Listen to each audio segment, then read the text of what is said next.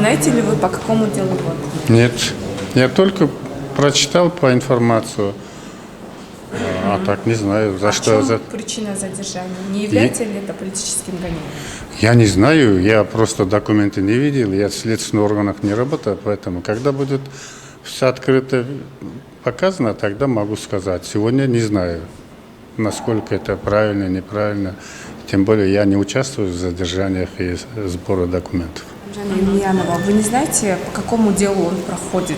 И в чем причина задержания? Я не знаю. Политическим гонением? Нет у меня никакой информации, не могу сказать. Тоже все прочитала как раз с вашего сайта Акипресс. Извините, пожалуйста. Я далек от политической, или он действительно был совершен как-то преступление, пока сказать мы не можем. По какой статье? Ну, сказали, что адвокат, что инкомит мошенничество. А в каких случаях, с кем, каких, там написано, что какой-то предприниматель. Ну, пока я воздержусь от всех информаций. Мен дагы массалык маалымат каражаттарынан көрүп атам. Эми кайсыл иш боюнча азыр эми сураштырып көрөбүз. Негизгиси ким баягы мыйзам астында мамлекеттин мүлкүнө кол сала турган болсо, же болбосо бир туура эмес нерсени жасай турган болсо, ал сөз өзүнүн баягы жоопкерчилигин тартыш керек да. Эгерде ал ак боло турган болсо, соттор тарабынан акталып чыгыш керек да. Ошон үчүн азыр бүгүнкү күндө тергөө амалдары жүрүп аткан мезгилде Не считаете ли вы, что это политическое гонение? мен антип ойлогонум жок. Бул жерде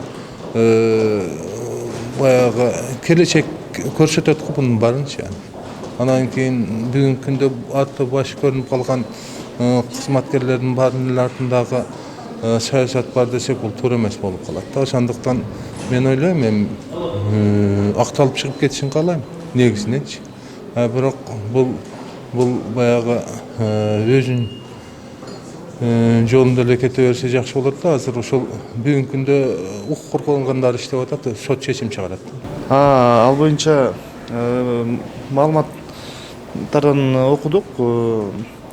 Баягы рейдерство менен деп, калган толук маалымат жок менде. Рейдерство по какому? Кайсы? Бир китайстар боюнча да, имарат боюнча айтыр. Здание. А так толук маалымат окуган жокмун. Менин билишимче баардык эле маалымат каражаттарга чыкты да эми. Бул пара беренеси боюнча кармалыптыр депчи. А ГИМге, компанияга же кишиге билбейсизби? Жан билбейт экенмин. Ну, задержание я тоже прочитал по интернет-сайтам, только СМИ. Причина задержания, якобы написал заявление предприниматель и по статье мошенничества возбудил уголовное дело. Только это я знаю, об остальной причине я не знаю. Кыргызстан само по себе, как маленькая страна, и политики друг друга хорошо знают уже в течение 20 лет. Если считать, больше половины или половины народа уже политиком стали. Поэтому за каждого, если возбуждает уголовное дело, говорит, это политическое, это, я думаю, необоснованно. Эми бул боюнча биз жалпы ошол маалымат каражаттарынан эле уктук. Аны эми органдар жооп бербесе, биз ошо силерде кандай маалымат болсо бизде деле ошондой эле маалымат да. Какие комментарии относительно задержания Икрамжана Емельянова? Не могу. Не знаю. Не вникал, честно.